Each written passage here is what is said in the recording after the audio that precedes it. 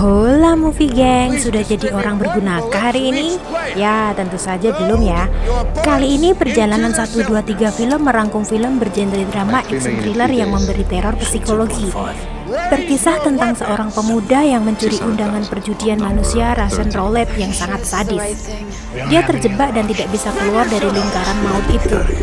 Takdir hanyalah sebuah urutan angka, dan satu-satunya yang bisa menyelamatkannya hanyalah keberuntungan. Gimana dengan takdir pemuda itu sendiri? Simak yuk, cus!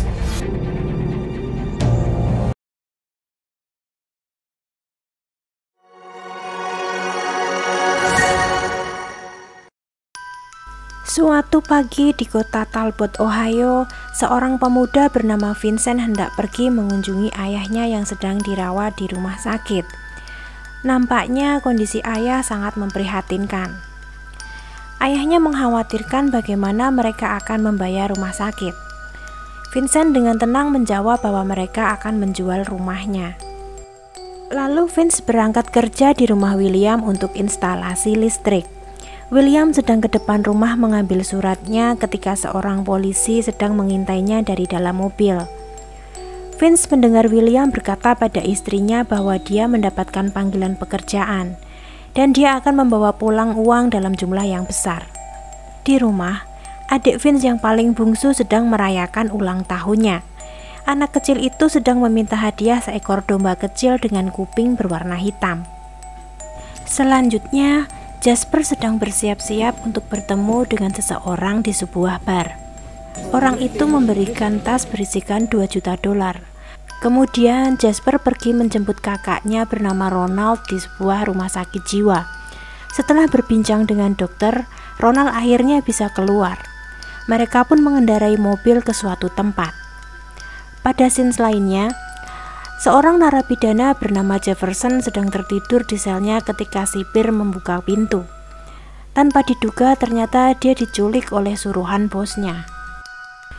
Lalu scene berganti pada Vince yang sedang melanjutkan pekerjaannya di rumah William. Dia mendengar percakapan William dengan rekannya yang mengatakan bahwa dia akan mengambil pekerjaan itu dan akan membawa uang dalam 1 hari. Beberapa saat kemudian, istri William menemukan William meninggal karena overdosis. Polisi pun datang untuk melakukan investigasi. Setelah diwawancarai, Vince hendak pulang tetapi dia teringat dengan undangan pekerjaan William kemarin. Lalu ia mencurinya sebelum meninggalkan rumah itu. Vince mengambil paket yang diinstruksikan dalam surat. Dalam paket itu, dia diberikan sebuah telepon genggam, sebuah kunci, uang $500, serta instruksi agar dia datang ke New York dan menunggu instruksi selanjutnya. Di tempat lain, polisi sudah tahu Vince memegang surat itu pun mulai membuntuti Vince sampai ke New York. Setelah berpamitan dengan keluarganya, Vince menaiki kereta menuju New York. Sesampai di sana, dia langsung menuju hotel. Pada scenes lain, Jefferson sudah sampai di tempat bosnya. Tetapi Jefferson memberontak setelah dia tahu dia akan dikirim ke permainan maut itu. Ketika Vince sedang tidur, seseorang menelponnya memberikan arahan lagi pada Vince untuk membuka loker dengan kunci yang sudah ia bawa. Dalam surat selanjutnya, dia diberikan kartu nomor 13 serta tiket kereta api menuju Macomb. Tapi Vincent harus turun pada satu pemberhentian sebelum Macomb. Dalam perjalanannya, seorang polisi masih melanjutkan pengintaian tanpa diketahui Vincent. Begitu sampai di Macomb, dia melanjutkan perjalanannya dengan taksi. Di tempat lain, Jasper sudah berada di sebuah hotel bersama Ronald. Mereka sedang mendiskusikan permainan maut itu. Nampak di sana mereka sudah pernah lolos dalam permainan itu. Jasper yang akan mengurus semuanya dan tugas Ronald menjadi peserta. Di sana Vince dijemput oleh lelaki bernama Jack. Jack menunjukkan kartu 13 diikuti Vince untuk mencocokkannya. Lalu Vince dibawa Jack menuju suatu tempat terpencil di tengah hutan. Sesampai di sana sudah ada 2 orang yang menunggunya untuk diperiksa satu persatu yang ia kenakan. Selanjutnya, Dia dibawa ke suatu mansion besar di sebelah danau. Terlihat sudah banyak mobil-mobil mewah terparkir di sana. Dengan polos, Vince yang tidak tahu apa sesungguhnya pekerjaan itu pun berjalan masuk. Dia ditemui oleh seorang bos yang tak lain adalah bosnya William. Dia menjelaskan bahwa dirinya bukanlah polisi. Dia di sini karena tertarik dengan pekerjaan yang ia dengar dari William. Dia mengikuti seluruh petunjuk, bahkan dia sendiri tidak tahu apa yang ia kerjakan di sana. Jasper terlihat sudah sampai di mansion itu dan menyerahkan uang dalam tasnya. Terlihat beberapa orang sedang menghitung uang dan para bos-bos kaya bertaruh uang jutaan dolar di sana. Vince turun untuk memulai permainannya. Mereka dibawa ke suatu hall di mana para bos penjudi sedang menonton di lantai atas. Di sana juga sudah banyak peserta yang mengenakan kaos tertulis angka-angka sama seperti Vince yang memakai nomor 13. Henry sebagai pengarah permainan akhirnya menjelaskan aturan permainan Russian Roulette. Setiap peserta akan diberikan pistol revolver dan diberikan jumlah amunisi yang akan bertambah setiap babaknya sampai tersisa satu orang sebagai pemenang.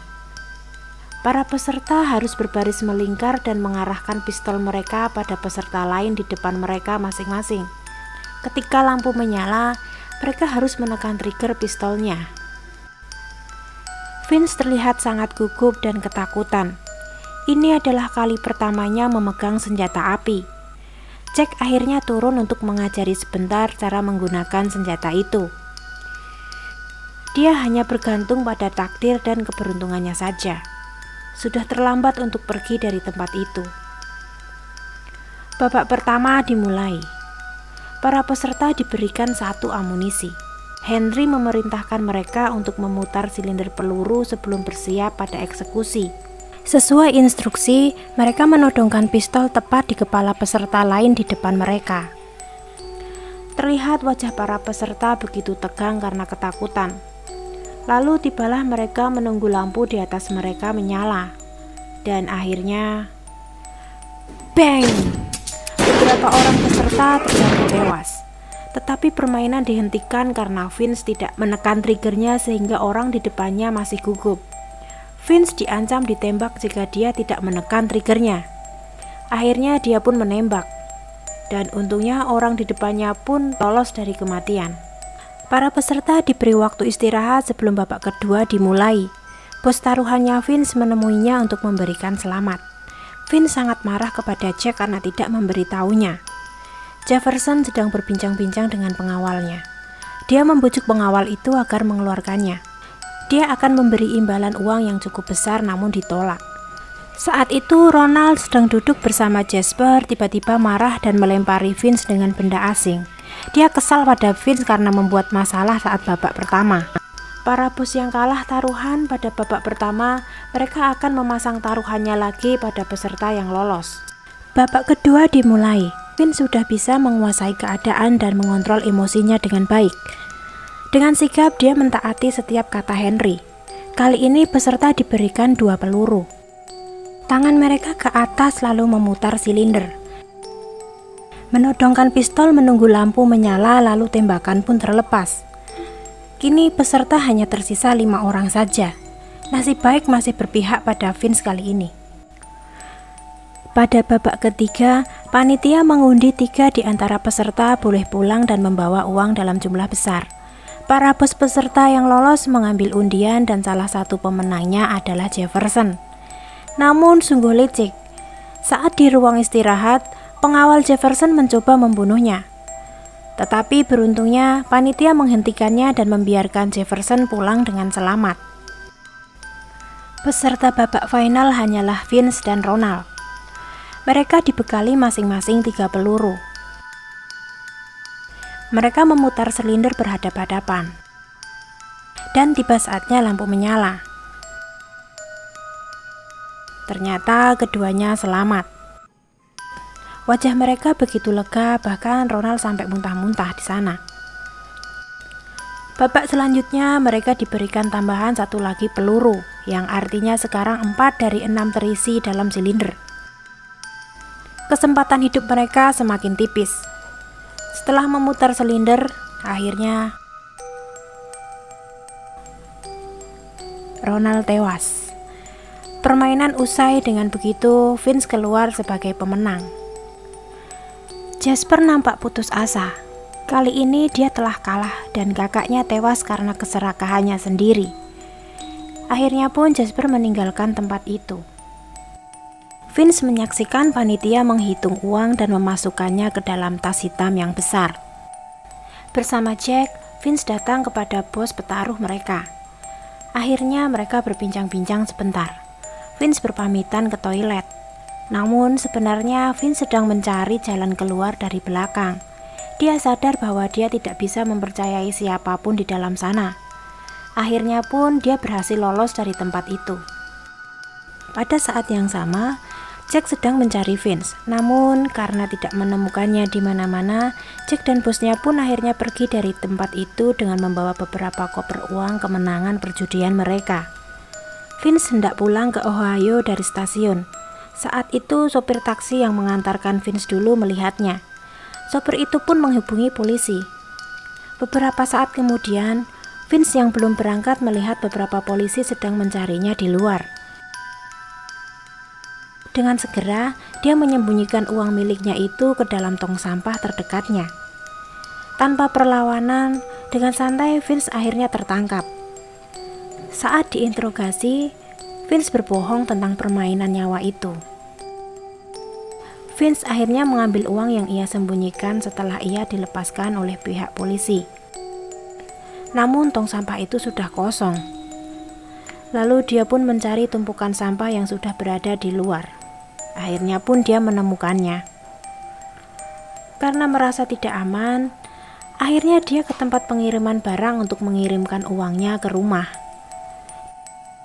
Lalu dia menelpon ibunya di rumah untuk memastikan agar dia mendapatkan paket itu. Vince mengurungkan niatnya pulang pada hari itu. Lalu dia bermalam di sebuah hotel. Keesokan paginya sebelum pulang, dia berencana untuk membelikan boneka domba putih yang diinginkan oleh adik bungsunya.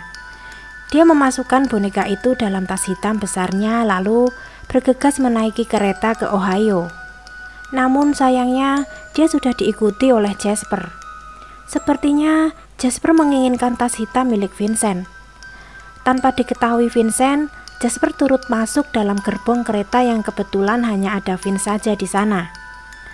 Jasper mendekatinya dan mengajaknya berbicara. Vincent yang terkejut mencoba untuk tenang. Vince tahu apa sebenarnya maksud Jasper mengikutinya. Dan benar saja, sebelum kereta berhenti, Jasper menembakkan pistolnya beberapa kali pada Vince, lalu merampas tas hitamnya. Vince yang sekarat masih berpikir keadaan keluarganya. Dia memakan resi pengiriman uang itu agar tidak terendus Jasper dan juga kepolisian. Akhirnya Vincent pun tewas. Jasper berlari keluar dari kereta dengan membawa tas berisi boneka domba putih itu. Cerita pun berakhir. Gak jadi happy ending, gengs. Terima kasih sudah bergabung bersama Perjalanan 123 Film. Mimin ingatkan kalian agar tidak coba-coba permainan Russian Roulette-nya Vince ya. Nantikan kisah-kisah perjalanan film lainnya yang tak kalah seru. Tetap jaga lilin kalian dan bye-bye.